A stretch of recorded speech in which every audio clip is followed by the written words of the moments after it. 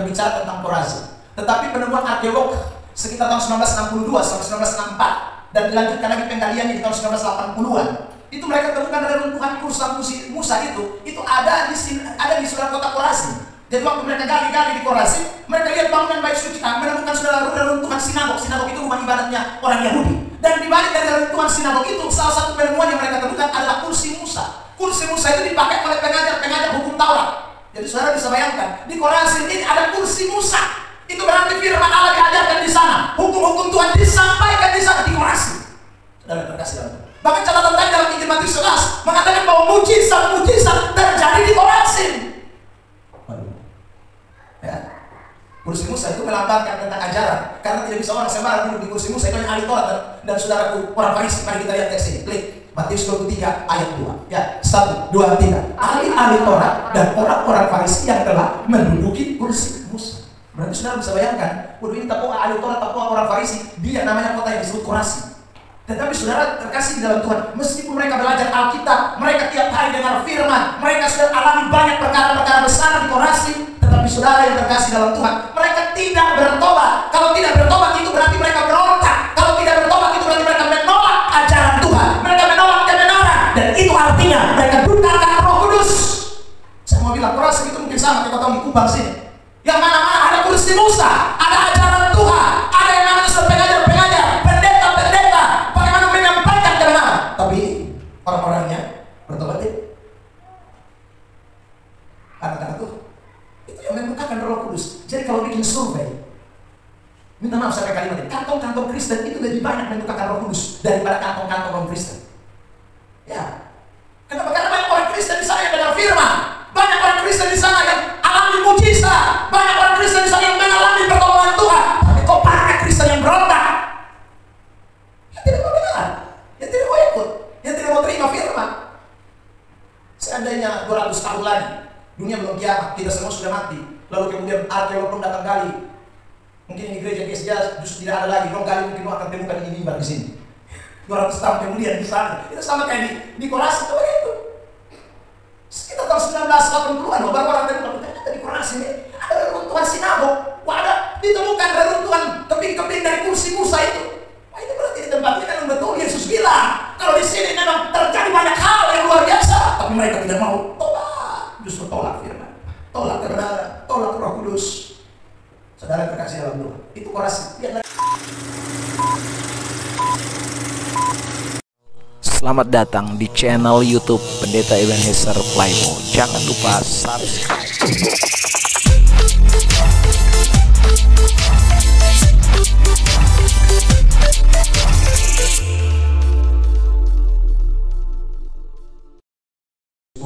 Tuhan baik luar biasa pagi hari ini. Tuhan beri kita kesehatan, kekuatan untuk kita boleh beribadah, mengucap syukur. Pagi hari ini saudara yang terkasih di dalam Tuhan, kita akan memperhatikan bagian yang ke-10 dari pembahasan kita seputaran tentang doktrin pneumatologi atau ajaran tentang Roh Kudus. Saudara yang terkasih di dalam Tuhan Yesus Kristus, bagian-bagian yang sudah kita bahas berurut-urutan dari doktrin ini, kita ingat kembali. Ada kurang lebih sudah 6 bagian besar yang kita sudah perhatikan.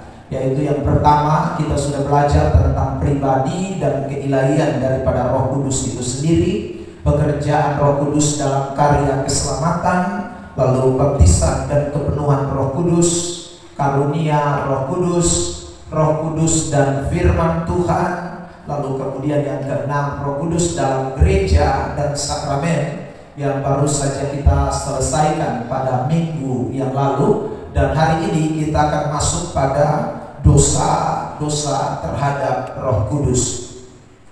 Bapak Ibu Saudara yang terkasih di dalam Tuhan Yesus Kristus, kalau kita berbicara tentang dosa-dosa terhadap Roh Kudus, maka semakin mengingatkan kepada kita bahwa Roh Kudus itu adalah Allah, ya. Sehingga kalau ada suatu tindakan-tindakan yang menyalahi atau tidak seturut dengan firman Allah, maka kita bukan hanya saja berdosa kepada Kristus Yesus, bukan hanya berdosa kepada Bapa di sorga, tapi kita juga berdosa terhadap Roh Kudus.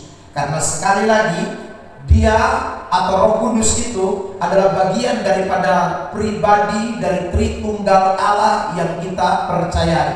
Jadi tidak bisa terhindarkan. Kalau kita melakukan suatu kesalahan tertentu, maka kesalahan itu atau dosa itu bukan hanya saja terhadap Allah Bapa, Allah Anak, tetapi juga terhadap Roh Kudus yang juga adalah pribadi dari Allah itu sendiri. Nah saudara, kalau kita berbicara mengenai dosa, tentu secara universal atau pengertian umum, pengertian yang lazim adalah semua tindakan-tindakan yang tidak seirama atau tidak sejalan atau tidak seturut dengan firman Allah, itu disebut dengan dosa. Atau pelanggaran-pelanggaran terhadap hukum-hukum Allah, itu namanya dosa. Itu secara umum, secara universal. Namun hari ini kita mau belajar secara khusus ayat-ayat yang memang berbicara secara eksplisit tentang bagaimana kita melakukan suatu pelanggaran atau kita melakukan suatu kesalahan yang tertuju kepada pribadi yang ketiga ini, yaitu Roh Kudus itu. Ini kita akan lihat secara eksplisit. Saudara yang terkasih di dalam Tuhan, kalau kita memperhatikan seluruh bagian kitab suci, maka ada beberapa jenis-jenis dosa terhadap Roh Kudus itu.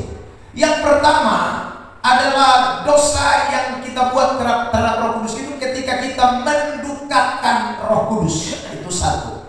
Lalu yang kedua, waktu kita memadamkan Roh Kudus. Yang ketiga, waktu kita melawan Roh Kudus. Yang keempat, waktu kita menghina Roh Kudus. Yang kelima, waktu kita membohongi Roh Kudus. Lalu yang keenam, waktu kita menghujat Roh Kudus. Itu adalah dosa-dosa yang berkaitan erat dengan Roh Kudus, atau pelanggaran-pelanggaran yang bisa kita lakukan terhadap Roh Kudus yang berakibat tidak menyenangkan Roh Kudus. Ini kita bisa lihat nanti dalam 6 bagian besar. Nah, pagi hari ini saya akan mengajak kita untuk memperhatikan satu saja dari 6 yang tadi kita sudah lihat, yaitu tentang mendukakan Roh Kudus. Kita lihat Efesus pasal 4 ayat yang ke-30. Kitab Efesus pasal yang keempat ayat 30. Kita baca ayat ini bersama-sama dalam hitungan yang ketiga. 1, 2, 3. Dan janganlah kamu mendukakan Roh Kudus Allah yang telah memateraikan kamu menjelang hari penyelamatan. Perhatikan, ada ayat itu berkata dengan jelas, dikatakan janganlah kamu mendukakan Roh Kudus Allah. Ya, karena sekali lagi Roh Kudus itu adalah Allah, maka keterangan Paulus ini sangat jelas, dia pakai langsung Roh Kudus Allah. Ya. Janganlah kamu mendukakan. Kenapa kita tidak boleh mendukakan Roh Kudus? Karena Roh Kudus itu yang telah memateraikan kita, dikatakan menjelang hari penyelamatan. Kita ingat kembali teks di dalam Efesus pasal yang pertama, ditampilkan di SC Worship, ayat yang ke-13 dan ayat 14. Efesus pasal yang pertama ayat 13 dan ayat 14 berkata begini, di dalam Dia kamu juga, karena kamu telah mendengar firman kebenaran, yaitu Injil keselamatanmu, di dalam Dia kamu juga ketika kamu percaya, halo, ini kalimat lanjutan, dimateraikan ya, dengan Roh Kudus yang dijanjikan itu. Jadi Roh Kudus ini memang memateraikan kita, membuat kita menjadi sah, orang percaya, anak-anak Tuhan. Nah, setelah Dia memateraikan kita, lalu kemudian di ayat 30 dari pasal 4 tadi kita membaca bahwa Paulus memberikan ingat-ingatan. Jadi di ayat yang ke-13 pasal yang ke-1, Paulus beritahu tentang bagaimana Roh Kudus itu memateraikan seseorang yang percaya. Lalu kemudian di ayat yang ke-30 pasal 4, Paulus itu memberikan warning atau peringatan supaya Roh Kudus yang kita itu tidak boleh didukakan. Nah, sekarang kita mau lihat makna atau definisi dari kata mendukakan di dalam ayat yang tadi kita baca. Saudara, kata mendukakan itu dipakai kata lipeo dalam bahasa asli Alkitab atau bahasa Yunani, ditulis dalam bentuk present aktif imperatif. Saudara yang terkasih, ya, kalau disebut imperatif itu berarti kata itu bersifat perintah, ya. Jadi kata jangan mendukakan itu bagian dari perintah. Perintah yang aktif, yang present, yang terus menerus. Jadi kita tidak boleh mendukakan juga Roh Kudus itu secara terus menerus. Kita tidak boleh, saudara terkasih dalam Tuhan, membuat Roh Kudus itu sakit hati secara terus menerus. Ini kata lipeo itu bisa berarti menyebabkan rasa sakit hati yang mendalam kepada pribadi yang memiliki kasih dan relasi yang dekat dengan kita. Ingat baik-baik, tadi saya sudah sampaikan kepada kita bahwa Roh Kudus Allah itu memateraikan kita. Kalau disebut memateraikan, itu berarti kita dengan Roh Kudus itu menjadi satu, ya. Ada suatu relasi yang begitu dekat, relasi yang begitu intim, relasi yang begitu sakral, relasi yang tidak bisa main-main antara kita dengan Roh Kudus. Karena Dia yang memateraikan kita, Dia yang buat kita menjadi sah, menjadi orang-orang percaya. Karena itu Dia memberikan ingatan kepada kita semua, jangan pernah mendukakan, jangan membuat Roh Kudus itu sakit hati. Yang bisa sakit hati itu kecuali orang itu dekat, ya saudara. Kalau nggak dekat nggak bisa sakit hati, ya. Karena itu kita tidak boleh membuat Roh Kudus itu rasa sakit karena perbuatan-perbuatan kita, karena sikap-sikap kita, karena perilaku-perilaku kita. Ini Alkitab memberikan penjelasan kepada kita semua. Nah, saudara yang terkasih di dalam Tuhan Yesus Kristus, warning ini atau peringatan ini kita harus sungguh-sungguh perhatikan. Sebab dalam perjalanan hidup ini, saudara yang terkasih di dalam Tuhan, terkadang tanpa kita sadari, mungkin kita sedang melakukan yang namanya lipeo itu. Kita intens melakukan, saudara, perbuatan-perbuatan yang membuat Roh Kudus itu sakit, membuat Roh Kudus itu, saudaraku, tidak menerima. Roh Kudus itu menangis, Roh Kudus itu sedih, Roh Kudus itu berduka. Kata mendukakan itu dari, saudara, kata dasarnya berduka, duka, ya, duka cita, ya. Jadi rasa kita tikam kemana kok, ya. Ini memang kita tidak pernah lihat oknum Roh Kudus itu, tetapi Dia pribadi, Dia oknum yang ada di dalam diri kita. Kalau manusia, maka manusia bisa langsung tahu, oh, dia sakit hati, dilihat dari ekspresi wajahnya, dilihat dari ekspresi kata-katanya, dilihat dari ekspresi tindakannya, saudara. Tapi ini persoalan roh. Jadi kita kadang-kadang memang tidak bisa melihat ekspresi nyata, action nyata. Kalau Roh Kudus itu sakit hati, modelnya seperti apa? Roh Kudus itu kalau sakit hati, ya dia seperti apa, dia punya reaksi. Kita memang tidak bisa melihat secara nyata. Tetapi saudara, sebagaimana kalau manusia itu disakiti, maka ada konsekuensinya, maka Allah lebih lagi. Makanya orang yang kalau menyakiti Roh Kudus itu, pasti dia akan mendapatkan teguran dan murka dari Allah, ya. Pasti, saudara terkasih dalam Tuhan. Nah, karena itu pada pagi hari ini saya mau ajak kita untuk memperhatikan bagian ini secara khusus tentang dosa yang mendukakan Roh Kudus itu atau membuat Roh Kudus itu sakit hati. Nah, pertanyaannya adalah kapan seseorang dapat menyakiti hati Roh Kudus atau mendukakan Roh Kudus? Yang pertama, saudara yang terkasih, waktu orang itu melakukan yang namanya pemberontakan terhadap firman Tuhan. Saya ikuti satu ayat di dalam kitab Yesaya 63 ayat yang ke-10. Ya, jemaat baca ayat ini bersama-sama. 1, 2, 3. Tapi mereka memberontak dan mendukakan Roh Kudusnya, maka Ia berubah menjadi musuh mereka dan Ia sendiri berperang melawan mereka. Mereka memberontak, mendukakan Roh Kudusnya. Dikatakan memberontak dan mendukakan Roh Kudusnya. Saudara yang terkasih di dalam Tuhan Yesus Kristus, ya. Lalu ada kalimat itu, maka Ia berubah menjadi musuh mereka. Roh Kudus itu berubah jadi musuh, dan Ia sendiri berperang. Roh Kudus itu berperang melawan mereka. Saudara yang terkasih di dalam Tuhan, menarik kita memperhatikan kata memberontak itu lebih dulu. Definisi dari kata memberontak atau pengertian makna dari kata memberontak itu dalam bahasa Ibrani dipakai kata maru yang artinya tindakan aktif menentang firman Allah yang sudah diterima.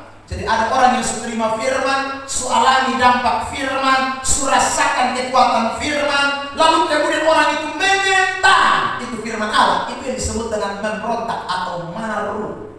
Saudara yang terkasih. Jadi kalau kita selidiki firman Tuhan, memberontak itu ada dua. Ada orang yang memang dia memang dari awal sudah terima firman. Dari awal dia tidak pernah rasa dampak dari firman. Dari awal dia tidak pernah rasa kekuatan dari firman. Ada orang begitu lalu dia tolak kebenaran, saudara. Tapi ada kelompok yang kedua, itu orang nikmati kekuatan firman, alami kuasa firman, terima, mengiyakan. Ya saudara terkasih dalam Tuhan. Tetapi kemudian dia sendiri menentang secara aktif itu firman Allah, itu yang namanya memberontak dalam ayat ini. Dan itu sikap yang membuat Roh Kudus sedih. Itu sikap yang membuat Roh Kudus sakit hati. Roh Kudus berduka cita karena sudah sesuatu dari itu kebenaran, sunikmati sesuatu dari itu firman, lalu kemudian dia berbalik dan menentang itu firman Allah. Anak-anak Tuhan, contoh di dalam Alkitab ada banyak ya tentang hal ini. Nah ini secara khusus terjadi pada bangsa Israel. Kalau tadi kita baca Yesaya pasal yang keempat 63 ayat 10, saudara nanti bisa mundur ke belakang ayat yang ke 8 mulai 9 ya sampai dengan ayat 10. Itu memang mereka menunjukkan pemberontakan mereka terhadap firman Allah yang sudah disampaikan Yesaya ulang kali bolak-balik. Doa terima atau tolak, terima sunikmati hasil, rasakan sesuatu dari itu kebenaran, lalu kemudian tidak mau lagi. Nah, ini yang disebut dengan pemberontak. Jadi bukan tidak pernah merasakan kenikmatan firman, bukan tidak pernah mengecap kebaikan-kebaikan dari firman, sudah rasakan, tapi kemudian berbalik arah, menentang firman Allah. Saya kasih contoh bandingan lain tentang bangsa Israel, lebih eksplisit. Kalau tadi Yesaya tidak menulis secara eksplisit, tapi ini Bilangan 14 ayat 22 menulis secara eksplisit tentang bagaimana mereka sudah rasakan itu kemuliaan Tuhan, mujizat-mujizat tentu ini buah dari kebenaran, saudara yang terkasih. Tapi kemudian mereka berontak. Bilangan 14 ayat 22. Mari kita baca bersama-sama. 1, 2, 3. Semua orang yang telah melihat kemuliaanku dan tanda-tanda mujizat yang kuperbuat di Mesir dan di padang gurun, namun telah 10 kali mencobai aku dan tidak mau mendengarkan suaraku. Saudara lihat ini. Jadi bangsa Israel ini saudara bukan mendengar firman, sudah dengar bola-balik. Bahkan Tuhan menyatakan kemuliaannya. Tuhan buat tanda-tanda mujizat.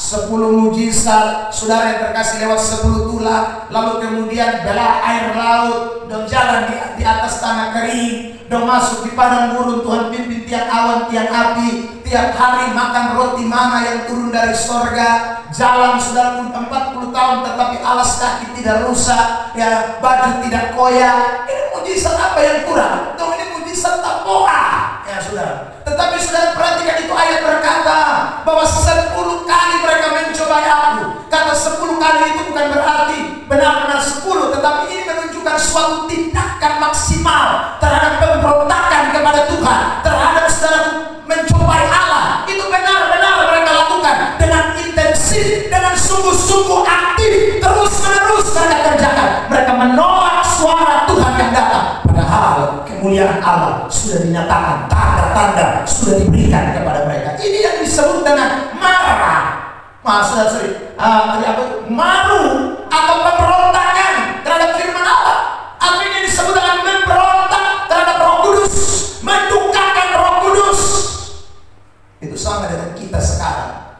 Supi gereja, sumakan perjamuan kudus, ya, sakit didoakan sembuh. Saudara yang terkasih dalam Tuhan, ya, kadang-kadang kalau dengar firman lalu dia bilang amin, amin, amin, ya. Sudah habis itu justru melanggar atau menolak itu kebenaran, atau saudara tidak mau berhidup dalam kebenaran lagi, itu yang disebut maru atau pemberontakan atau mendukakan Roh Kudus Tuhan. Anak-anak Tuhan, jadi kita mesti ingat baik-baik ini, anak-anak Tuhan, jangan pernah lupa berapa banyak kemuliaan Tuhan yang Tuhan sudah nyatakan dalam hidup saudara dan saya. Berapa banyak tanda-tanda heran yang Tuhan buat di dalam hidup kita.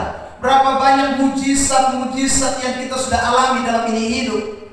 Tuhan hanya minta satu, dengar beta bersuara, ya. Kalau beta ngomong apa, nak iko. Kalau beta suruh apa, nak kerjakan. Itu saja, tidak ada banyak-banyak, saudara terkasih dalam Tuhan. Itu yang Tuhan inginkan. Sebab waktu kita melakukan itu adalah kontrasnya atau kebalikannya dari mendukakan. Maka Roh Kudus akan senang, Roh Kudus akan disukakan, Roh Kudus akan dibuat bahagia ketika kita mendengarkan apa yang Tuhan katakan kepada kita, saudara yang terkasih di dalam Tuhan Yesus Kristus. Tapi sebaliknya, waktu kita sudah mengalami, lalu kita merontak kepada Tuhan, itu yang bikin Tuhan sakit hati betul-betul. Jadi kadang-kadang realita atau fakta ini masih terjadi sampai detik ini. Selain bagi bangsa Israel, saudara, kita lihat contoh kasus berikutnya lagi di dalam Alkitab. Ada yang namanya Korazim dan Betsaida. Perhatikan.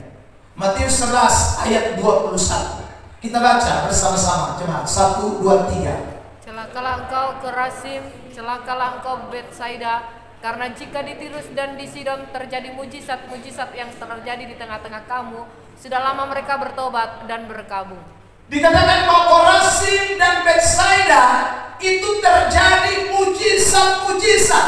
Sudah banyak sekali yang Tuhan buat di Korazim dan di Betsaida.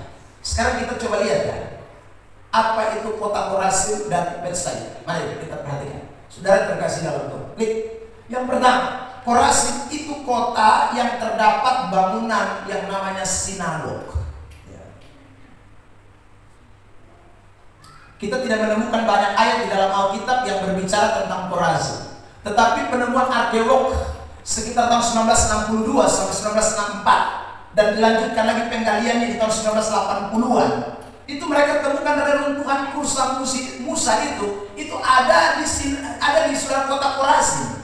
Jadi waktu mereka gali-gali di Korazim, mereka lihat bangunan bait suci, menemukan saudara reruntuhan sinagog. Sinagog itu rumah ibadatnya orang Yahudi. Dan di balik dari reruntuhan sinagog itu, salah satu penemuan yang mereka temukan adalah kursi Musa. Kursi Musa itu dipakai oleh pengajar hukum Taurat. Jadi saudara bisa bayangkan, di Korazim ini ada kursi Musa. Itu berarti firman Allah diajarkan di sana. Hukum-hukum Tuhan disampaikan di sana, di Korazim. Saudara terkasih dalam Tuhan. Bahkan catatan tadi dalam Injil Matius 11 mengatakan bahwa mujizat-mujizat terjadi di Korazim. Ya. Kursi Musa itu melambangkan tentang ajaran, karena tidak bisa orang sembarang duduk di kursi Musa. Itu hanya ahli Taurat dan saudaraku orang Farisi. Mari kita lihat teks ini. Klik Matius 23 ayat 2. Ya, 1, 2, 3. Ahli-ahli Taurat dan orang-orang Farisi yang telah menduduki kursi Musa. Berarti saudara bisa bayangkan, waduh ini tapua ahli Taurat, tapua orang Farisi, dia namanya kota yang disebut Korazim. Tetapi saudara terkasih di dalam Tuhan, meskipun mereka belajar Alkitab, mereka tiap hari dengar firman, mereka sudah alami banyak perkara-perkara besar di Korazim, tetapi saudara yang terkasih dalam Tuhan, mereka tidak bertobat. Kalau tidak bertobat itu berarti mereka berontak. Kalau tidak bertobat itu berarti mereka menolak ajaran Tuhan, mereka menolak kebenaran, dan itu artinya mereka dukakan Roh Kudus. Saya mau bilang Korazim itu mungkin sama kayak kota di Kupang sini, yang mana-mana ada kursi Musa, ada ajaran Tuhan, ada yang namanya pengajar-pengajar, pendeta-pendeta, bagaimana menyampaikan kebenaran. Tapi orang-orangnya bertobat tidak. Anak-anak Tuhan, itu yang membukakan Roh Kudus. Jadi kalau bikin survei, minta maaf sampai kalimat ini, kantong-kantong Kristen itu lebih banyak membukakan Roh Kudus daripada kantong-kantong non-Kristen. Ya, kenapa? Karena banyak orang Kristen di sana yang dengar firman, banyak orang Kristen di sana yang alami mujizat, banyak orang Kristen di sana yang mengalami pertolongan Tuhan. Tapi kok banyak Kristen yang berontak, yang tidak mau dengar.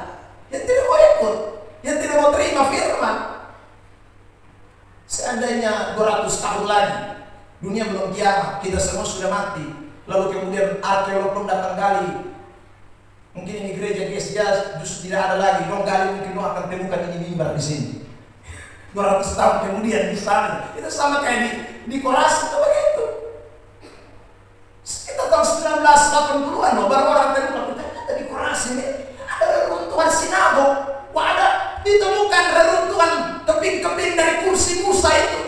Wah, itu berarti di tempat ini memang betul Yesus bilang kalau di sini memang terjadi banyak hal yang luar biasa, tapi mereka tidak mau tolak, justru tolak firman, tolak kebenaran, tolak Roh Kudus.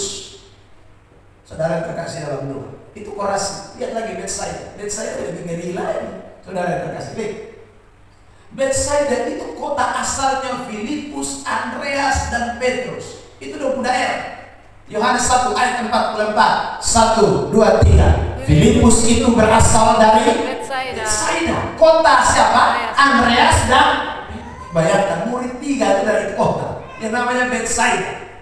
Tapi ini kota meskipun cetak murid 3, ini kota menghasilkan rasul 3, ini kota menghasilkan hamba Tuhan 3 yang dipakai luar biasa. Petrus kalau kelasnya bukan kelas main-main, tetapi kota asalnya tidak terima ajaran, tidak terima firman, memberontak, mendukakan Roh Kudus. Anak-anak Tuhan, NTT dihasilkan beberapa banyak hamba Tuhan, pendeta-pendeta. Bahkan hari-hari ini pendeta-pendeta ternama ada di kota ini, se-Indonesia, bahkan sampai dunia. Saudara yang terkasih dalam Tuhan, nah iya. Contoh, kita punya di GSJ ada Mel Atom. Wah, itu dunia. Saudara yang terkasih, Esra Soru, dunia. Bikin Gadas, dunia. MYM dari Sumber, dunia. Saudara yang terkasih dalam Tuhan, tapi ini kota, ini kok sebenarnya tindakan-tindakan anarkis tambah banyak, tukang mabok larut tidak habis, persinahan tidak berhenti, prostitusi jalan terus. Aduh, padahal ini kota dihasilkan hamba-hamba Tuhan besar. Dari kota ini, kota kecil ini, provinsi yang sekali lagi mungkin tidak diperhitungkan di dunia, tapi lahir hamba-hamba Tuhan yang dipakai Tuhan dengan luar biasa. Tapi orang-orang di kota ini tidak dengar firman.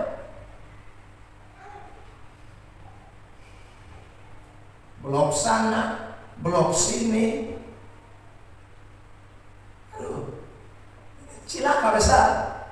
Maka Tuhan lebih sedih lihat NTT dibanding lihat Pulau Jawa. Tuhan lebih sedih. Saudara terkasih dalam Tuhan, sorry kalau mau bandingkan Jawa, paling siapa? Philip Mantova yang Jawa. NTT lebih banyak. Tapi saya ulang lagi, saudara terkasih dalam Tuhan, berapa banyak Kristen yang sungguh-sungguh sadar dan terima firman, ajaran-ajaran yang disampaikan di mimbar-mimbar gereja, khotbah-khotbah yang disampaikan lewat KKR.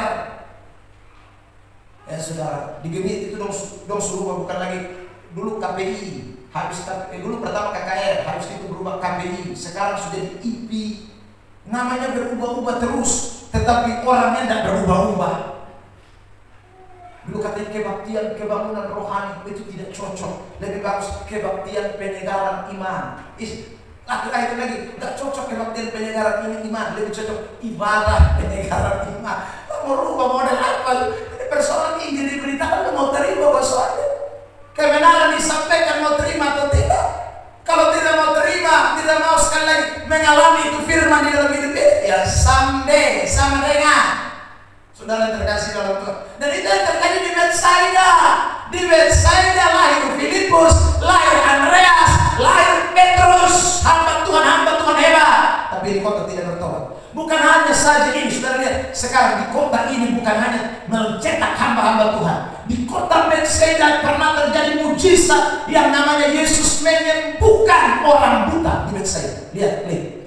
Yesus masuk ke kota Betsaida, ayat Ini Markus 8 ayat yang ke-22. Mari kita baca teks ini bersama-sama dalam hitungan 3. 1, 2, 3. Kemudian tibalah Yesus dan murid-muridnya di Betsaida. Di situ orang membawa kepada Yesus seorang buta dan mereka memohon kepadanya supaya ia menjamah dia. Lalu ayat yang ke-25, 1, 2, 3. Yesus meletakkan lagi tangannya pada mata orang itu. Maka orang itu sungguh-sungguh melihat dan telah sembuh sehingga ia dapat melihat segala sesuatu dengan jelas. Itu terjadi di Betsaida. Buta lihat. Saudara yang terkasih dalam Tuhan, saya pikir-pikir mungkin Tuhan suka bikin mujizat di Betsaida karena ada Andreas, ada Filipus, ya, saudara, ada Petrus. Dia bikin banyak mujizat di Betsaida. Anak-anak Tuhan, lihat lagi saudara, selain dia bikin mujizat sembuhkan orang buta, dia kasih makan 5.000 orang, itu di Betsaida juga. Mari kita lihat Lukas 9 ayat 10. Ya, 1, 2, 3. Sekembalinya rasul-rasul itu menceritakan kepada Yesus apa yang telah mereka kerjakan. Lalu Yesus membawa mereka dan menyingkir ke sebuah kota yang bernama Betsaida, sehingga hanya mereka saja bersama dengan dia. Ayat berikut, ayat 16, 17, perhatikan. 1, 2, 3. Dan setelah ia mengambil 5 roti dan 2 ikan itu, ia menengadah ke langit, mengucap berkat, lalu memecah-mecahkan roti itu dan memberikannya kepada murid-muridnya supaya dibagi-bagikannya kepada orang banyak, dan mereka semua makan sampai kenyang. Kemudian dikumpulkanlah potongan-potongan roti yang sisa sebanyak 12 labu. Itu di Betsaida. Anak-anak Tuhan, tapi sekali lagi pertobatan di Betsaida diragukan oleh Tuhan. Sampai Tuhan mencelakakan Korazim, celaka Betsaida, celaka kamu. Kamu alami banyak hal di dalam Tuhan, tapi kamu tidak bertobat. Kamu berontak, kamu tidak taat, kamu tidak tunduk kepada firman. Anak-anak Tuhan, hari ini kita semua dengar firman, dengar baik-baik, jangan jadi Kristen yang terlalu terbiasa. Ya, subiasa alami mujizat, subiasa alami pertolongan Tuhan, subiasa alami akhirnya firman atau sesuatu terlalu anggap, sehingga kita hidup ini tidak pernah merealisasikan kebenaran dalam ketemu hidup. Kalau anggap firman itu cuma tempelan hari Minggu kita dengar, habis itu selesai. Saudara yang terkasih, kita tidak sadar bahwa Roh Kudus di dalam diri kita itu sedang berduka terus, karena semakin kita dengar firman, tapi kita semakin berontak. Semakin kita mengalami banyak mujizat, mengalami pertolongan Tuhan, mengalami banyak hal, tapi kita semakin tidak taat dan tunduk kepada Tuhan. Anak-anak Tuhan, ini berat ini. Saudara yang terkasih, ya, dan itu mungkin Roh Kudus buka cita sekali. Dan saya ulang lagi, hari ini mungkin kita tidak lihat bagaimana ekspresi Roh Kudus itu ketika dia berduka karena kita tidak mau sungguh-sungguh taat kepada firman. Tapi suatu hari nanti akan terlihat jelas seperti kota Betsaida dan kota Sidon dan segala macam itu. Kalau Sidon yang tidak pernah dengar firman, karena tidak dengar firman mereka berontak saja, Tuhan hukum. Tuhan bilang, apalagi kamu yang alami banyak mujizat, alami segala macam, lalu kamu berontak, kamu akan lebih susah, kamu akan lebih sial. Saya pakai itu kali, lebih celaka. Ya, karena waktu Tuhan bombardir itu Tirus dan Sidon, murid-murid pikir, wih ngeri, dong rasa, ya, dong lawan Tuhan. Oh ya, karena mereka tidak pernah dengar firman, mereka tidak pernah alami sesuatu yang namanya mujizat Tuhan, tidak pernah lahir dari Tirus dan Sidon, rasul-rasul, tidak ada. Tapi di kota kamu Betsaida dan Korazim, kamu duduk mendengar firman tiap minggu, kamu dengar ajaran Tuhan Alkitab, kamu alami banyak mujizat, tapi kamu nggak bertobat. Celaka kamu lebih daripada kota Tirus dan Sidon, karena kamu lebih bikin Roh Kudus menangis. Anak-anak Tuhan, ini sekali lagi saya mau tekankan ini firman buat kita. Ayo sadar, cepat sadar. Saudara terkasih, selalu kita di tiap hari dengar Alkitab, dengar firman, baca firman, ya, alami banyak mujizat dari kebenaran. Kalau nggak ada kebenaran, kan tidak mungkin itu ada mujizat itu. Tapi adakah kita sungguh-sungguh bertobat?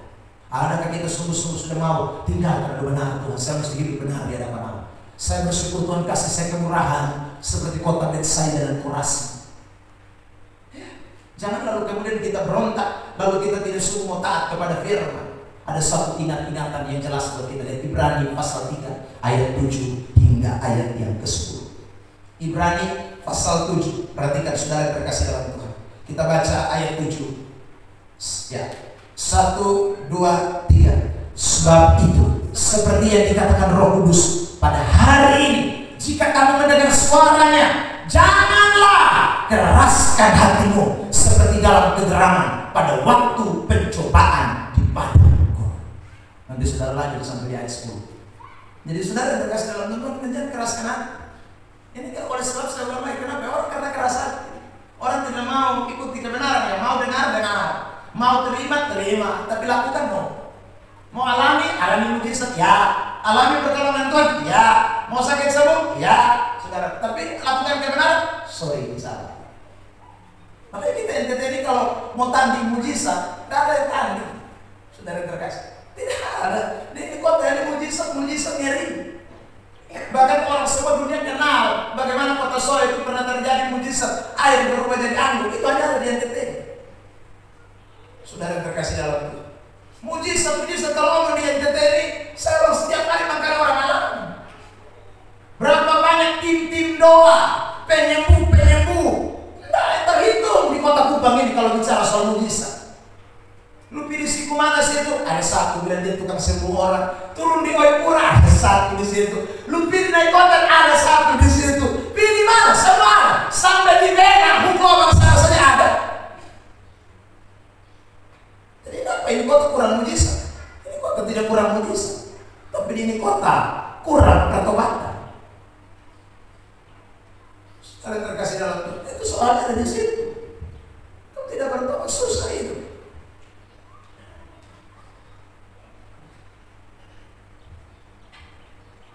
Terlepas dari aturan militer, beberapa hari ini kita sedang diviralkan dengan kasus matinya seorang Prada Luki. Saudara terkasih dalam itu menunjukkan bahwa kita, kalau yang bunuh yang ikut terlibat ada Kristen di dalam, itu menunjukkan bahwa hak asasi sudah ada dalam diri. Saudara, setan sekuasanya. Anak-anak itu. Kalau ada orang Kristen yang terlibat di situ, terlepas dari aturan militer, saya ulang lagi kalimat. Pembunuhan tetap keji di mata Tuhan. Makanya betapa pentingnya hidup ini saudara yang terkasih dalam Tuhan. Karena Roh Kudus dan Firman itu tidak bisa terpisahkan. Itu satu mata rantai. Kita bilang kita dipenuhi Roh Kudus, kita dipimpin Roh Kudus, tapi dengan hal yang sama kita menolak kebenaran, tidak tunduk kepada firman, maka sesungguhnya kita sedang menentang Roh Kudus yang tinggal di dalam diri kita. Betapa kita mesti ingat kembali, Roh Tuhan itu harus hadir dalam hidup kita, menguasai pribadi kita, dan sekali lagi membuat kita tunduk kepada firman Allah. Tunduk kepada kebenaran itu bukan sekedar lagi mendengar saja, bukan hanya sekedar mengetahui saja, bahkan mengalami buah-buahnya saja. Bukan, mujizat itu buah dari juga kebenaran yang kita dengar. Bukan hanya itu, tapi lebih daripada itu. Buah yang kita rindukan terjadi adalah bagaimana prakteknya, faktanya, bagaimana kita mengimplementasikan kebenaran itu dengan sikap yang benar-benar tunduk kepada firman, melakukan kebenaran. Anak-anak itu, sampai kapan itu bisa terjadi dalam hidup ini? Saya ulang, jangan sampai terjadi di Korazim dan Betsaida yang Tuhan bilang celaka lebih daripada Tirus dan Sidon berpotong kali. Anak Tuhan, ya. Kalau Tuhan hukum dalam tanda kutip ya, dalam kacamata Kristen saya bicara ini, Tuhan hukum Aceh, ya Aceh memang sekali lagi mayoritas belum tahu kebenaran. Ya, jadi kalau tsunami datang ke kipas sama ya saudara terkasih dalam, mereka belum tahu firman. Yang cilaka itu kalau kita di NTT, saudara terkasih, cilaka itu ketong dengar firman, ikut-ikut Tuhan, di mana-mana salib berdiri. Saudara terkasih, tapi berlangkah kalau Tuhan hajar kita, maka kita tidak bisa celaka. Nah, maka dari awal dengan pernyataan rontok itu ada dua. Nah, ini saya sudah mulai kasih contoh jelas. Ya, kalau orang di Padang, intoleran. Mereka tidak tahu firman. Yang mereka tahu mereka pengajaran. Jadi kalau mereka menentang Roh Kudus, mereka menentang gereja, ya masih bisa diterima lah. Ya persoalannya kalau kita ini yang hari-hari Alkitab, yang hari-hari saya tadi bilang dia salib, yang hari-hari di mana-mana gereja. Kalau kita menentang Tuhan, bahkan penghinaan kepada Allah pun orang berani lakukan, itu bahaya sekali anak-anak Tuhan. Ya. Saudara yang terkasih dalam Tuhan, beberapa waktu yang lalu saya dengar ada pesta pora di mana di Kupang sini, ya. Itu tidak pakai lagu dunia tapi pakai lagu rohani. Dong pesta pora tapi pakai lagu rohani. Nah coba itu KKR masalah. Itu sudah, ini lagi pesta pora, lagi miras, lagi dansa, pakai lagu rohani. Sudah bayangkan itu di kota ini. Pakai lagu rohani, orang susah takut Tuhan.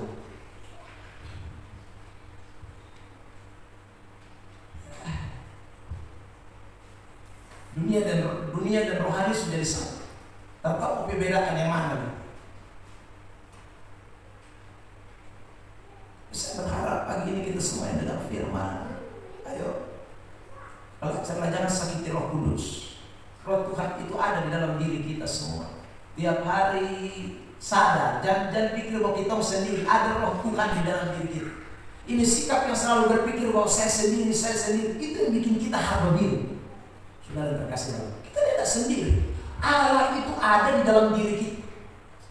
1 Korintus, coba tampilkan ini supaya kita ingat kembali bahwa kita ini sebenarnya bukan diri kita lagi, tetapi ada Tuhan, ada Roh Allah. Pasal 6, 1 Korintus pasal 6 ya. Coba kita lihat itu ayat, mulai ayat yang ke-18, 19 dan 20. 1 Korintus 6 ayat 18. Oke, kita baca mulai 1, 2, 3. Jauhkanlah dirimu dari percabulan. Setiap dosa lain yang dilakukan manusia terjadi di luar dirinya, tetapi orang yang melakukan percabulan berdosa terhadap dirinya sendiri. Ayat 19 menarik ini saudara. 1, 2, 3. Atau tidak tahukah kamu? Sampai di situ. Jadi Paulus bilang kamu bikin dosa bersinah. Kamu tidak tahu kok. Minta maaf saya pakai kata-kata yang lebih keras. Kamu bodoh kok. Atau kamu stupid kok. Atau kamu error kok. Itu kalau saya terjemahkan lebih sederhana. Kok kamu mau lakukan dosa terus? Kamu tidak tahu, Paulus bilang. Apa yang kamu tidak tahu? Lanjut kalimat itu. 1, 2, 3 berkata bahwa 1, 2, 3 bahwa tubuhmu adalah bait Roh Kudus yang diam di dalam. Roh Kudus, 1, 2, 3. Roh Kudus yang kamu peroleh dari siapa? Dan bahwa kamu bukan 1, 2, 3 milikmu sendiri. itu kurang jelas. Jadi kalau mau bersinah itu pikir dulu lah. Jadi kalau sudah ada nona satu situ kalau mau bersinah dan dia pikir di samping tubuhnya ada siapa? Harus ingat itu. Ini bukan saya sendiri kok, saya sembarang. Ada Roh Kudus dalam diri saya. Saya bukan milik saya sendiri. Itu ayat Alkitab bilang. Saudara yang terkasih dalam Tuhan.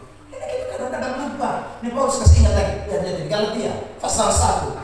Perhatikan yang mulai ayat 8. Kita Galatia pasal 1. Tampilkan ayat yang ke-8. Oke.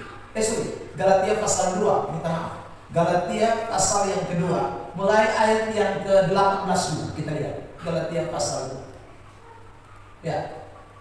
1, 2, 3. Karena jika aku membangun kembali apa yang telah kurombak, aku menyatakan diriku sebagai pelanggar hukum Taurat. Ayat 19 perhatikan. Ayat 19. 1, 2, 3. Sebab aku telah mati oleh hukum Taurat, supaya aku hidup untuk siapa? Aku telah disalibkan dengan Kristus. Kita sudah disalibkan, daging kita maksudnya. Kita sudah disalibkan dengan Kristus. Makanya ayat 20 ini menarik. Ayat 20 ini ayat klimaksnya, ayat pentingnya. 1 dan 3. Namun aku hidup, tetapi bukan lagi aku sendiri. Amin, amin. Amin. Amin. Coba dalam urusan dirikan, kamu tidak sendiri. Kamu tidak sendiri. Kita sendiri. Saya tegur banyak orang, lalu kemudian balasannya tuh selalu bilang begitu. Lu urusan apa? Beta. Ini kurang ajar. Nah, saudara terkasih dalam, lu bukan lu sendiri, ada Tuhan di dalam kau. Ada Roh Kudus yang sudah memateraikan kau. Ada Roh Allah yang sudah melunasi kamu. Ada itu, udah pikir. Anak-anak Tuhan, harusnya kita tuh pikir. Makanya kita kemarin sudah belajar soal sakramen. Roti dan anggur itu melambangkan tubuh Kristus. Waktu kita makan, kita satu ikatan dengan tubuh Kristus. Enggak tahu itu. Bagaimana saudara terkasih dalam Tuhan, kita sudah satu ikatan dengan tubuh Kristus, tapi kita diikat diri kita dengan hal-hal lain, percabulan, kecemaran, hawa nafsu. Itu kan nggak masuk akal. Anak-anak Tuhan, tahu usah pakai ayat lah. Akal sesuatu masuk. Pakai ayat. Nggak masuk akal itu. Saudara yang terkasih dalam Tuhan, makanya saya ulang lagi, ini betapa pentingnya.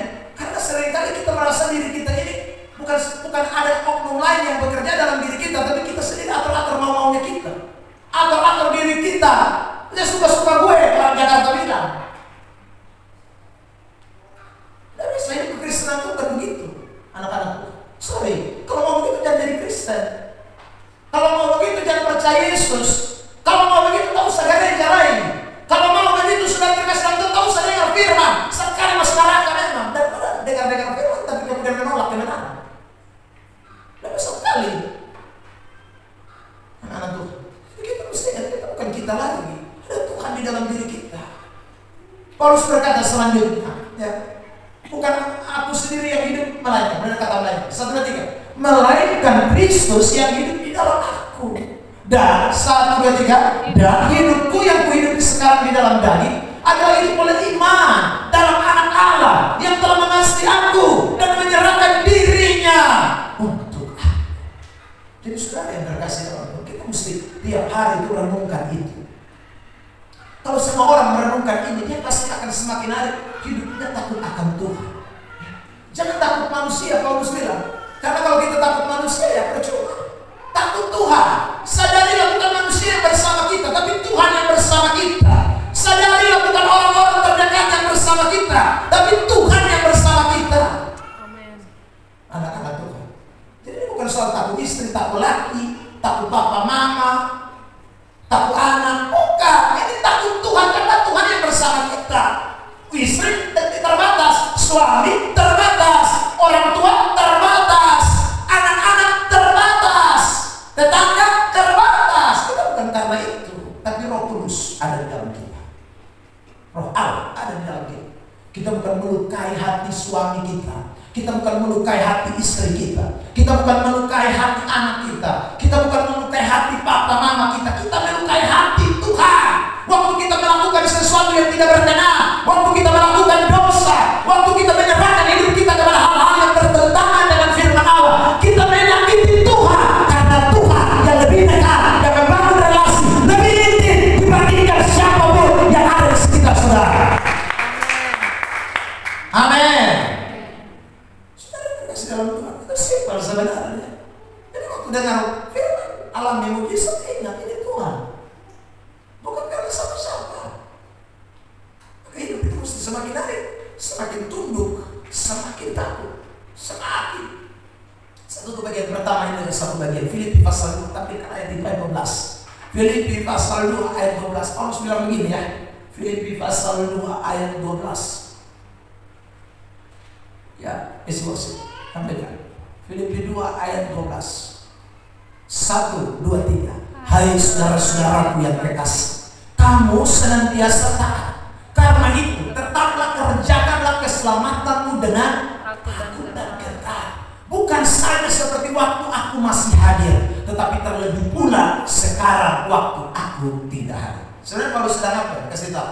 Paulus sedang kasih tahu, jangan takut Paulus. Jangan lakukan firman, jangan taat, jangan kerjakan keselamatan, jangan takut dan gentar kepada Tuhan. Itu karena aku, Paulus, bilang bukan.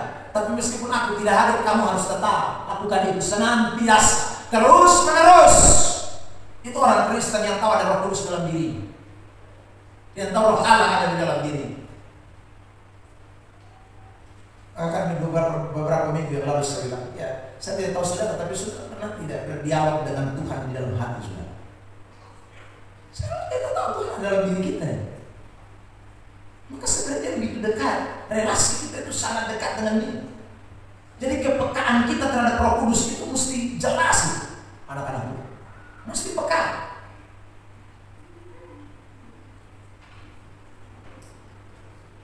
Suami-suami saya rasa peka sekali dengan istri-istri. Kalau lihat istri Puntikas mulai aneh, itu ada sesuatu. Kayaknya Max mulai sakit hati. Maka bapak ada, tidak ada hujan, tidak ada angin. Tiba-tiba di lantai dia bilang, "Mama, ada kado khusus nih." Ya sudah terkasih dalam. Karena ekspresi ada tanda. Manusia kita cari muka. Soal apa itu kan? Kadang-kadang kita bikin Roh Kudus sakit hati, malas tahu. Kita mau saya pakai kalimat ini, ya, perseta. Sudah belum mau sakit di situ. Dia malas tahu, dia malah bikin tambah. Betapa sedihnya Tuhan, betapa sedihnya Roh Kudus dalam hidup kita. Karena itu, ini hal pertama. Dengar firman, mari kita mulai belajar taat. Kita semua tidak terkecuali, termasuk saya bicara ini, ya, taat. Tiap hari tambah hari, jangan tolak firman, tapi membangun hubungan relasi tambah hari tambah dekat dengan Tuhan. Kedua, saudara, kapan seseorang dapat menyakiti hati Roh Kudus? Kedua, dia merusak kesatuan tubuh Kristus saat itu. Jadi saat orang itu merusak kesatuan tubuh Kristus, maka orang itu sedang bertentangan dengan Roh Kudus. Lihat ayat firman Tuhan yang tadi kita baca, Efesus 4 ayat 30. Ya. Ayat 30 di sana dikatakan, "Dan janganlah kamu mendukakan Roh Kudus Allah yang memeteraikan kamu menjelang hari penyelamatan." Nah, saudara perhatikan, kalimat ini di ayat 30 itu ada ayat sebelumnya, ada kaitannya dengan ayat sebelumnya. Nah, kalau kita memperhatikan ayat sebelum dan ayat sesudahnya, itu berkaitan dengan soal relasi, hubungan dengan sesama, kesatuan tubuh Kristus. Mari kita lihat kaitan mendukakan Roh Kudus ini dengan relasi tubuh Kristus. Perhatikan Efesus 4 ayat 25. Ada kalimat ini, "Karena itu buanglah dusta dan berkatalah benar seorang kepada yang lain." Tidak boleh putar balik kalau sesama. Saudaraku, menjadi orang Kristen yang sudah menjadi satu tubuh Kristus, kita tidak boleh bohong kiri, bohong kanan. Tidak boleh. Saudara yang terkasih dalam itu berkaitan dengan mendukakan Roh Kudus. Jadi kalau kita putar balik, kita hidup dalam dusta, itu menentang Roh Kudus. Kenapa? Begitu. Kalau saya berdusta, saya putar balik lalu menentang Roh Kudus. Perhatikan ini. Karena dusta itu bertentangan dengan satu sifat dari Roh Kudus. Sifat Roh Kudus itu adalah roh kebenaran. Kalau namanya roh kebenaran, berarti dia terus menyatakan benar, bukan bohong, bukan dusta. Maka Roh Kudus tidak suka kalau kita berdusta. Dia tidak tahu. Jadi waktu kita bohong orang lain, bohong istri, bohong suami, bohong anak, bohong saudara yang terkasih, papa, mama, Anda bukan mendukakan manusia saja, tapi mendukakan Roh Kudus yang ada di dalam diri. Karena dia roh yang kebenaran, dia roh yang punya sifat benar. Dia tidak mau ada kedustaan di dalam diri. Dia tidak mau itu. Anak-anak Tuhan. Yohanes 14 ayat 17 mengatakan, yaitu roh kebenaran. Dunia tidak dapat menerima dia, karena dunia itu putar balik. Ya. Sebab dunia tidak melihat dia dan tidak mengenal dia, tetapi kamu mengenal dia, sebab dia menyertai kamu dan diam dan akan diam di dalam kamu. Saudara terkasih dalam Tuhan. Yohanes 15 ayat 26. Ya, semangat membaca ini. 1, 2, 3. Jikalau penghibur yang akan kuutus dari Bapa yang datang, yaitu roh kebenaran yang keluar dari Bapa, ia akan bersaksi tentang aku. Roh kebenaran. Jadi Roh Kudus itu roh kebenaran. Dia tidak mau orang Kristen hidup di dalam dusta, putar balik, tidak bisa. Jadi kalau hidup putar balik, hidup berdusta terus menerus, itu kita bukan berdusta kepada manusia, dan berdusta kepada Roh Kudus. Jadi yang paling sedih itu Roh Kudus, karena dia roh kebenaran. Karena sikap dusta itu kan sikap setan. Yohanes 8 ayat 44 tampilkan di Esi Worship. Itu kan sifat setan. Saudara yang terkasih dalam Tuhan. Jadi kalau orang hidup dalam putar balik terus, sikap bohong terus, dan itu dia sebenarnya anak setan itu. Karena yang putar balik itu setan. Ya. Yohanes 8 ayat 44. Iblislah yang menjadi bapamu dan kamu ingin melakukan keinginan-keinginan bapamu. Ia adalah pembunuh manusia sejak semula dan tidak hidup dalam kebenaran. Sebab di dalam dia tidak ada kebenaran. Apabila ia berkata 1, 2, 3 ia berkata atas kehendaknya sendiri, sebab ia adalah pendusta dan bapa segala dusta. Jadi kalau hidup tiap hari putar balik, dia bapa setan. Roh Kudus tidak suka ada dalam orang model begitu. Roh itu dia roh kebenaran. Sudah yang terkasih dalam Tuhan. Ya, jadi ingat, kita tidak boleh hidup di dalam dusta. Ya. Kalau berbohong sadar cepat, betul sudah putar balik, ampun bete. Jangan hidup di dalam dusta, anak-anak itu. Karena Bapa dari segala putar balik itu hanya setan saja. Dan itu membuat Roh Kudus itu sekali lagi berduka cita, sedih.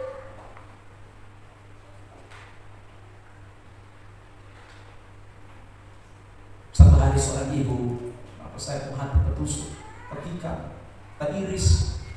Ya, mau kenapa? Betul sontak ternyata betul laki ini selama ini dia putar balik mereka. Jadi putar balik. Kenapa kok bisa dia putar balik? Ya apa betul kena tipu. Selama ini dia memang betul lihat di HP terus. Ya. Tapi betul dia semua chat itu datang dari kawan laki-laki. Ya. Oh gitu. Tapi kok kenapa tiba-tiba dia bilang ibu laki berdosa? Satu hari dia kawan telepon Pak. Betul pasti dia begini. Yang telepon itu di nama Simon. Tahu-tahu kita angkat begini, nama Simon suara perempuan. Ternyata bukan Simon, Susi. Tapi dia ganti semua nama yang nama Susi dia ganti Simon. Ya, pokoknya semua nama-nama itu yang nama perempuan dia ganti semua nama laki-laki. Saudara yang terkasih dalam Tuhan. Jadi putar balik. Tapi ada iklan. Bukan basa-basi. Saudara, iklan bukan basa-basi itu bilang begini, ya, kejahatan itu atau dusta itu mau disembunyikan semacam apapun, suatu saat pasti akan terbongkar. Karena itu seperti ikan busuk yang dibungkus, saudara terkasih. Jadi lu mau tipu model apapun nanti suatu saat terbongkar. Yang putar balik akan terbongkar. Saudara terkasih dalam Tuhan, ada yang begitu. Tiap hari datang dia cium dia istri terus. Saya hari-hari mereka putar di sana ada sium lain juga.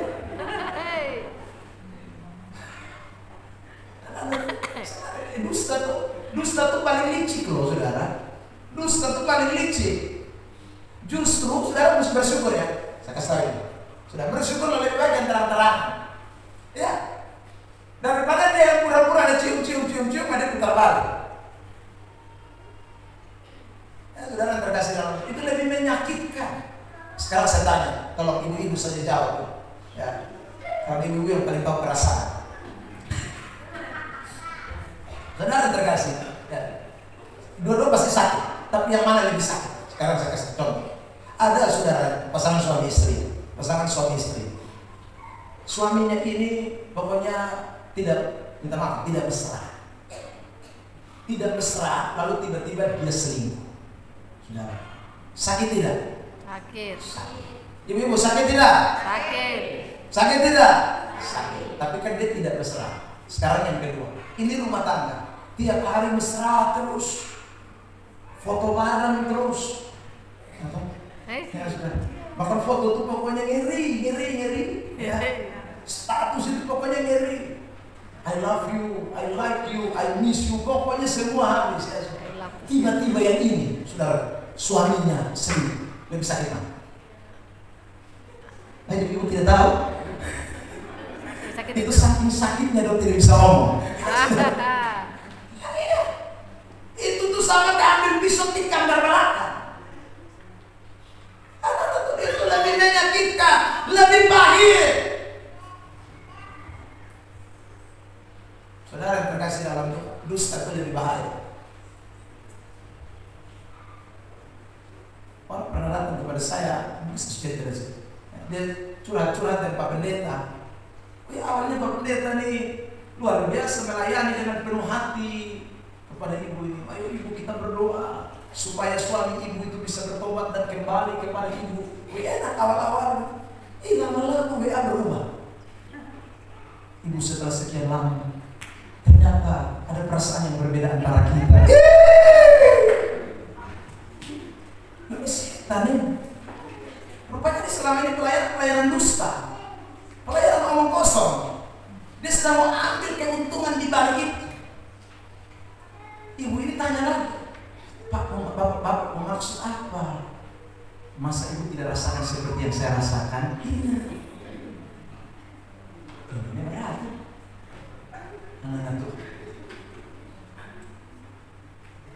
Coba yang WA ini pendeta masih jomblo, mungkin masuk akal. Ini ada istri.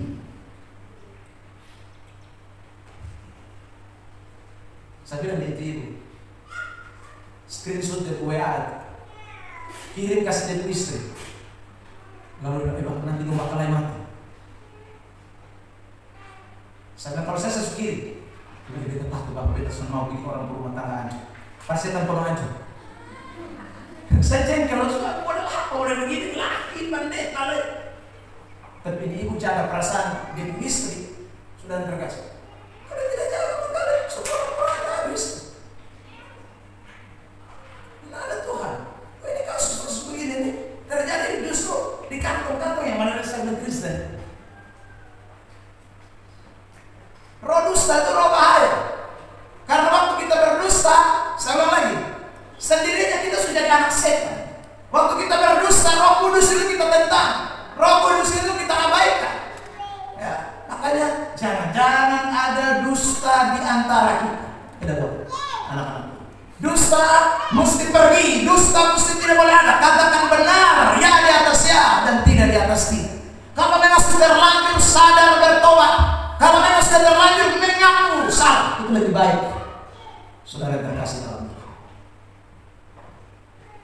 hari-hari ini bahaya. Yang sembunyi-sembunyi banyak sekali. Saudara yang terkasih dalam Tuhan, yang tipu kiri, tipu kanan, tidak jelas. Dia tidak sadar bahwa dia bukan sedang melakukan itu hanya kepada oknum manusia, tapi ini oknum Allah. Jadi kita berdusta itu kita bukan berdusta kepada manusia, berdusta kepada Tuhan Allah. Anak-anak Tuhan, lihat yang berikutnya. Selain dusta, relasi kita dengan Roh Kudus itu, dengan tubuh Kristus itu sangat erat. Yang kedua, perhatikan ayat 26 sampai 27 Efesus 4. Apabila kamu menjadi marah, janganlah kamu berbuat dosa. Janganlah matahari terbenam sebelum padam amarahmu. Garis bawahi, saudara terkasih, tadi pertama marah, tapi setelah ada peringatan jangan kamu berbuat dosa, janganlah matahari terbenam sebelum, itu kalimatnya bukan marah lagi, padam amarah. Sudah marah di depan. Kalau tadi masih marah, itu masih masuk akal. Marah itu masih, saudara terkasih dalam Tuhan, tidak salah. Saya boleh bilang tidak salah marah itu. Tapi kalau sudah sampai berbuat dosa, ketika marah itu sudah menjadi amarah, itu kita sudah kasih kesempatan kepada setan iblis. Itu yang mendukakan Roh Kudus. Amarah itu sekali lagi, itu bertentangan dengan sifat kedua dari Roh Kudus. Karena Roh Kudus itu roh damai sejahtera. Jadi mana mungkin ada Roh Kudus dalam hidup seseorang, tapi itu orang tidak mau hidup di dalam damai sejahtera, berdamai dengan orang lain, tapi amarah terus. Saudara terkasih, itu Tuhan tidak mau. Nanti saudara bandingkan dengan 31 dari Efesus 4. 31 di sini bilang bukan lagi amarah, tapi kemarahan, kepahitan, ya, kegeraman. Itu satu paket. Itu masuk konteks amarah. Itu bertentangan dengan Roh Kudus yang adalah roh damai sejahtera. Anak-anak Tuhan, makanya kita tidak boleh simpan dendam, tidak boleh. Anak-anak tidak boleh. Marah boleh, tapi amarah tidak boleh. Kegeraman, kepahitan, kebencian tidak boleh ada. Anak-anak, sebab itu kita bukan sedang marah ke orang, ya. Kita bukan lagi pahit sama orang, sama Roh Kudus juga. Karena Roh Kudus mau ada damai. Roh Kudus ada mau damai sejahtera dalam hidup kita. Anak-anak Tuhan, ini kita tidak boleh lupa ya. Jadi kalau kita hidup ini hanya terus ada di dalam begitu, ya kita pikir kita berdosa kepada manusia, bukan, itu kepada Roh Tuhan. Karena Roh Kudus itu roh damai sejahtera. Efesus 4 ayat 3. Kita baca ayat ini sama-sama. 1, 2, 3. Dan berusaha memelihara kesatuan roh oleh ikatan damai sejahtera. Itu penting. Kesatuan roh itu ikatannya adalah damai sejahtera. Karena Roh Kudus itu roh damai sejahtera. Galatia pasal 5 mengatakan buah roh itu salah satunya damai sejahtera. Hanya orang Kristen marah boleh, tapi jangan sampai amarah. Marah boleh, dan marah itu selalu berkaitan erat dengan hal-hal yang sifatnya tentu bertentangan dengan dosa, bertentangan dengan ketidakbenaran. Itu mesti marah. Tidak mungkin tidak. Kita harus marah. Tapi kalau sudah sampai amarah itu bahaya. Karena amarah itu mengakibatkan hal-hal fatal ke depan, pasti. Tidak akan ada damai. Saudara terkasih, kembali lagi kasus Luki ini. Yang hari-hari ini lagi viral. Waduh, kasihan tuh. Itu bukan lagi marah, naik sampai amarah. Pukul orang sampai babak belur, sampai paru-paru, jantung semua, ginjal semua rusak, picah. Itu bukan lagi marah, itu amarah. Anak-anak itu sudah sampai amarah. Nanti tidak mau. Satu kali saya pernah tonjok Evelyn sampai di Kudesta benjo. Sekali. Karena saya bermaksud tidak mau benjo. Taruh pas di sini. Bang kanan. Beta juga minta ampun setengah mati. Dia perlu kina anak yang sudah tadinya besok jengkel setengah mati. Itu amarah, itu bahaya. Membuat orang lain cedera, membuat orang lain terluka. Itu amarah. Kita tidak boleh sampai di situ. Mesti minta anak-anak. Kita semua didik anak boleh keras, boleh. Tapi jangan sampai Alkitab bilang jangan sampai menginginkan nyawanya. Waduh, bahaya sekali. Itu sama kayak Luki Pukawan dan Pukas Nati dia. Saudara terkasih dalam ini, memang tradisi senior junior itu kan berlaku di TNI. Saya saudara beberapa tentara semua. Saya tanya satu kemarin yang datang dari Bali terus sudah pindah ke, saya bilang ini model begini ini karena dia jawab, dia bilang begini, kakak itu bos cara ambil salah, ternyata ada cara ambil, cara pokok itu ada, jadi memang harus gitu, itu barang biasa di dunia militer. Saudara terkasih, tapi cara ambil salah, makanya emosi naik tinggi, contoh suka dari setan, suka dari ikan. Nah itu bahaya anak-anak Tuhan.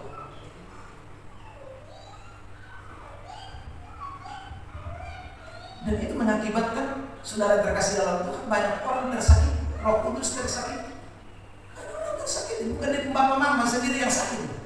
Saudara kalau ikut itu di Facebook, di TikTok, banyak orang ikut bukan potong keluarga, potong menangis, potong sedih, saudara terkasih.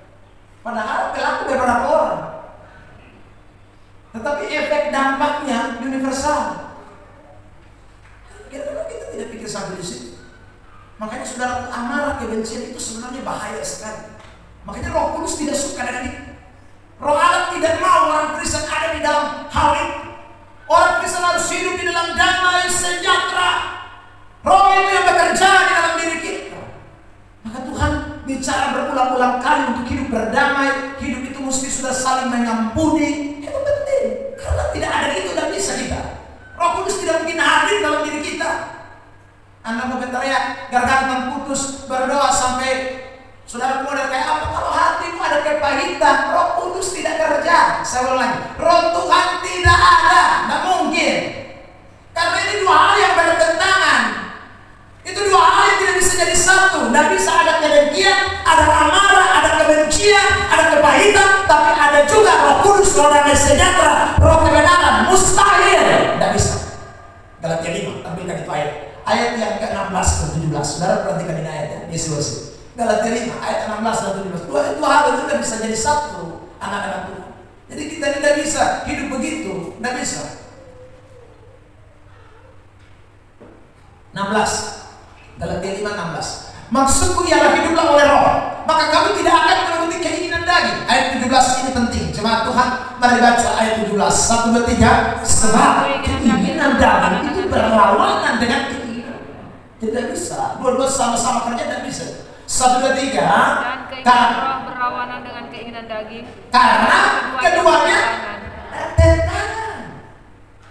Saudara terkasih dalam, tidak bisa jadi satu. Jadi kalau Anda bilang saya ada Roh Kudus, tapi ada kebencian, ada dendam, ada amarah, ada kepahitan, tidak bisa. Tidak mungkin. Maka hati mesti beres. Hati mesti diobati. Kebencian mesti keluar.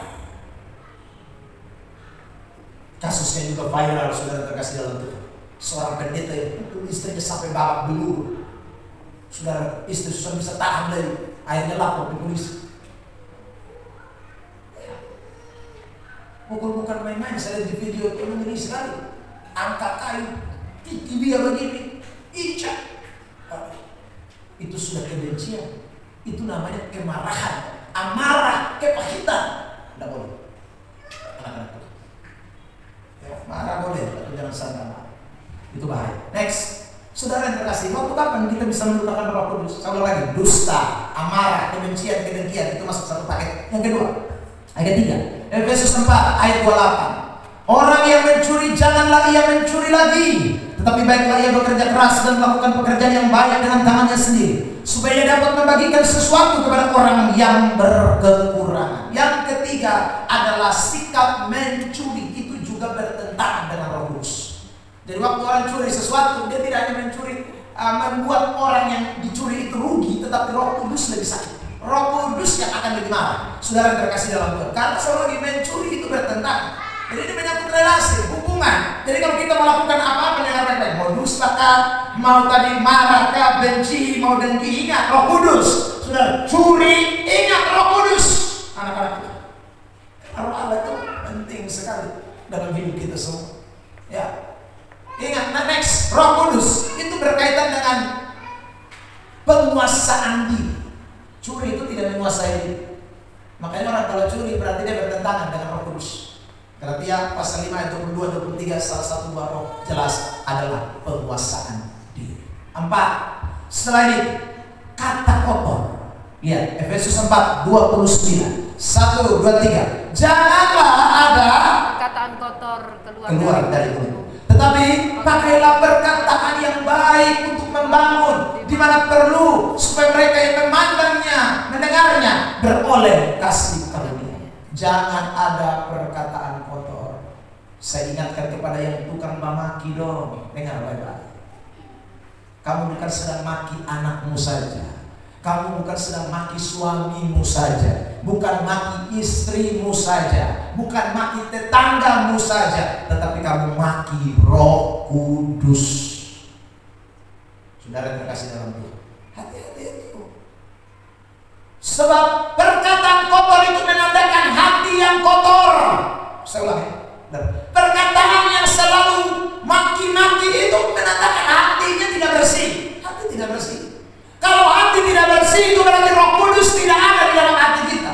Karena Roh Kudus itu roh yang kudus, roh yang suci. Bagaimana dia ada di hati yang dan oleh kotor anak-anak Tuhan? Maka stop.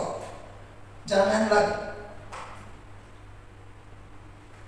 Saya larang, Ibu Gembala juga larang Kevin dengan Evelyn untuk putar lagu apa itu? Cappuccino itu.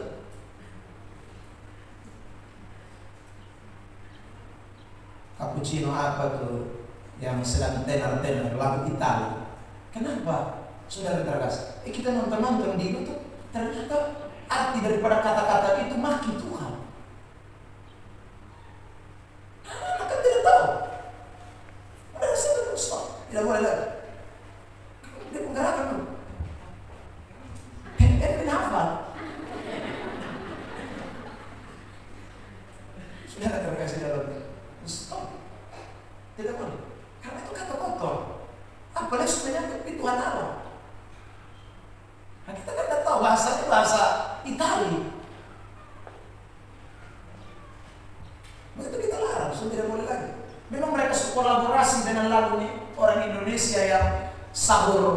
sahur itu tuh. Tungtung sahur. Nah, tungtung sahur itu Gamaliel itu suka menyanyi tungtung aur itu. Tungtung aur katanya. Itu langsung kolaborasi dengan itu lagu cappuccino. Apa asasino asase itu segala macam. Itu makian, kata-kata makian. Saudara terkasih dalam. Kita tidak boleh anak-anak tuh. Bisa saudara dulu saudara. Beta dia kan buku tampil sama dulu. Sekarang belum aku lapor. Ya. Kalau dongga scroll TikTok tiba-tiba bunyi itu, ya sudah Kevin datang tambah. Kevin ada pamaki Tuhan. Semua karena sudah terkasih dalam itu. Ini masuk aktif berlapis kan? Tidak boleh anak itu tidak boleh perkataan kotor tidak boleh keluar dari mulut. Ingat, selalu kamu bukan maki manusia, saya kamu maki Tuhan Allah. Ya, jadi tidak boleh. Saya ulang lagi ya, meskipun kita orang yang ini suka memaki nomor satu, tidak boleh. Berarti sudah mulut kotor itu menunjukkan hati itu tidak bersih. Saudara terkasih, lihat ini ayat ya, Matius 12 ayat 34.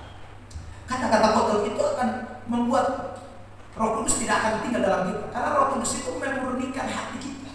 Ya. Tapi bagaimana saudaraku ada Roh Kudus? Bukan hati maksudnya. Ya, Matius 12 ayat 34. 1, 2, 3. Hai kamu keturunan ular beluda, bagaimana kamu dapat mengucapkan hal-hal yang baik sedangkan kamu sendiri jahat? Karena yang diucapkan mulut meluap dari Hati.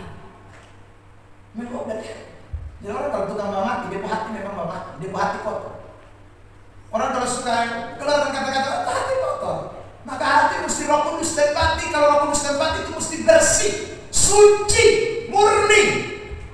Saudara terkasih dalam. Lihat, bandingkan ayat ini dalam 1 Tesalonika pasal 4 ayat yang ke-6 mulai. Tampilkan 1 Tesalonika 4 ayat 6. Saudara ayat 6, 7 dan ayat 8. Saudara terkasih dalam Tuhan, kita baca di ayat ini, ayat terakhir ini.